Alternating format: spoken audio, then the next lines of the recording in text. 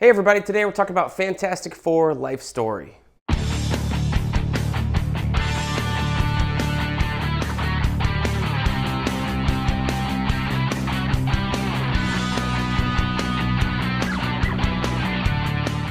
everybody, welcome back to BK's Bullets. As always, I'm your host, Brent, and today we're going to review Fantastic Four life story.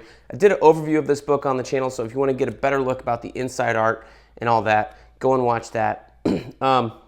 We're going to give it a review, so if you haven't read it, maybe come back later.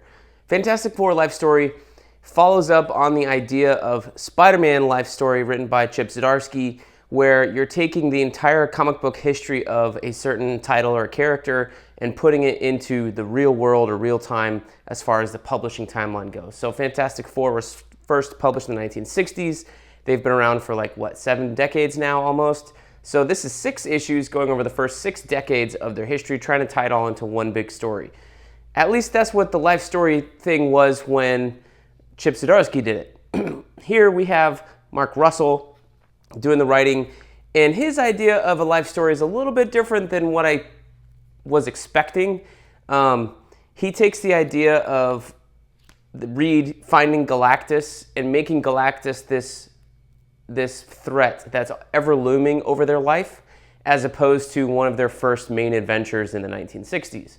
So Reed finds out there's a Galactus in the first issue in the 1960s, and then he doesn't actually come until the 2000s or something like that, I think in issue 5 of the series. So you have 4 issues of build-up of Reed talking about Galactus to the world, in fact, and sometimes they take him seriously, sometimes they don't. And that tweak of it kind of puts a different spin on the relationships. In fact, the relationships are entirely different in this book than they are in the regular Fantastic Four history. Like, Reed and Ben are not best friends when they are starting out. They become best friends later on, but only to circumstances due to the storyline. Reed and Sue are still, boyfriend, girlfriend, they get married, but, their relationship has some real rocky times in this book, and it went to places that the mainstream Marvel universe will never do, especially after the whole Spider-Man debacle with Mary Jane and Peter. So, it's just taking some risks and shaking things up. And I'm not as familiar with Fantastic Four as I am with Spider-Man, so I didn't expect to know a lot of references, but honestly, there were way less references to the history of the FF in this book than there was in Spider-Man and Fantastic Four. So if you're looking for a clone, I guess, of the Spider-Man idea of the storyline, this is not the book. And that's both good and bad. I really would have appreciated somehow how if a writer could work in the She-Hulk angle, or the Miss Thing throwing an appearance, or hell, Hyperstorm, Reed's dad, or all the S.H.I.E.L.D. stuff, with his dad that Hickman introduced later on. So that would have been more interesting, but they're not more interesting. I think that was what I was expecting and what I was excited about reading. And instead, what I got was something that does take place over the course of 6 decades about Galactus, and progresses our characters through that time in a way that makes sense. It's so focused on Galactus. You still have some Doctor Doom stuff in here, and he is like the finale in the 6th issue where he kind of tries to take over the world finally. But the only really nods you get to their history of the 6 decades of comic publishing that they've had are changes in uniforms. Like in the 2000s, Ben Grimm's wearing the Future Foundation uniform from Hickman's run. You have Miles Morales and Tony Stark running around here in his Resilient outfit. Captain Marvel. Steve Rogers is also aging in real time. He's an old man towards the end of the book. So you have things like the Silver Surfer and a short appearance by the Mole Man and the Mad Thinker. But all in all, the story is revolving around this threat of Galactus and how it's kind of taken over Reed's life. And it's more of a character study on that idea and Reed than it is anything else in terms of the life story concept. So I think it succeeds in telling a neat Galactus story that's drawn out over 6 decades. But I think where it fails is the cool concept that Spider-Man life story was and executed to almost perfection. And this just totally drops the ball. So I don't know if the life story title was a choosing of Mark Russell. Maybe he had the idea. or they approached him to do a life story, and he came up with a storyline, and like, this title doesn't really fit this story. I wish they would have called it something else. At least the way that the concept was done before. Now, if they do a third life story book, I think it would be interesting if they, I don't know, maybe like set the parameters. You know, what is a life story book? Are we going to do what this is doing and tell a unique story over 6 decades of, you know, that mirror the comic publishing history a little bit?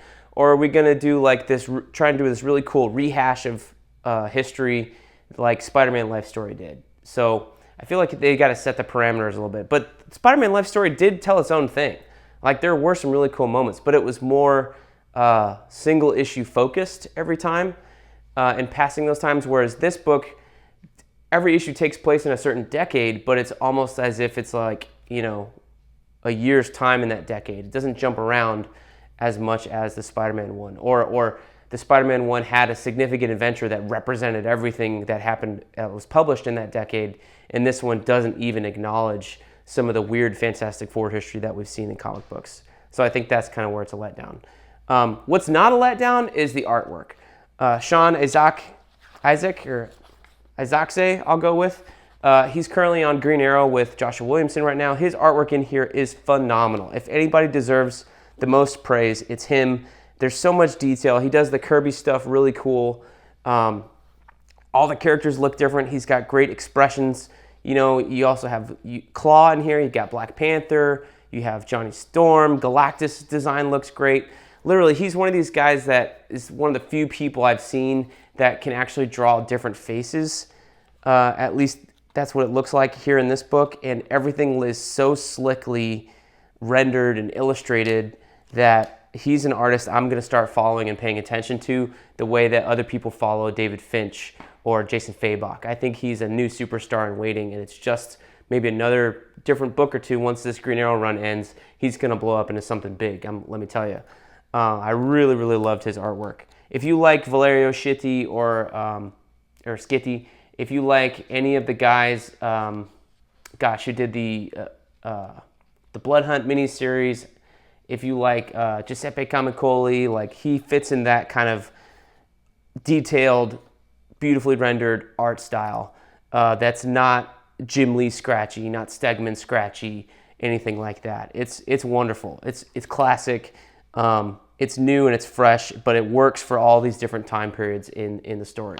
Not to mention, there's some good assists here from Carlos Magno in number 5, Zay Carlos and Angel Nzeta in number 6, although it never really said what they did in issue 6. I couldn't really tell. It felt like it was all mostly Sean Isaacse, even though there was a couple pages in here where it was clear it wasn't him, but nowhere in the credits do they actually say who does what pages in what issue. It just says that they're in here. So that's a little unfortunate because I can't credit them other than the guy doing the flashback in, I think it was number 4, Francesco Mana with Johnny Storm. I did like that too.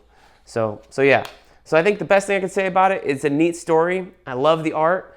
But as far as the life story concept that the Spider-Man one set up, I think it fails. If that's not the concept of these books, then they should put out a third one and state so clearly so that we can have more. Because I think this is a cool idea, honestly. It's just we need to figure out what exactly the line is and define it there. And I think the next one could be great also. And maybe we'll look back on this one and be like, oh, you know what? If that's the idea, this one is perfect also. So there you have it. That's my thoughts on Fantastic Four Life Story. Let me know what you think of this book down below in the comments, and we'll see you guys next time in the Funny Pages.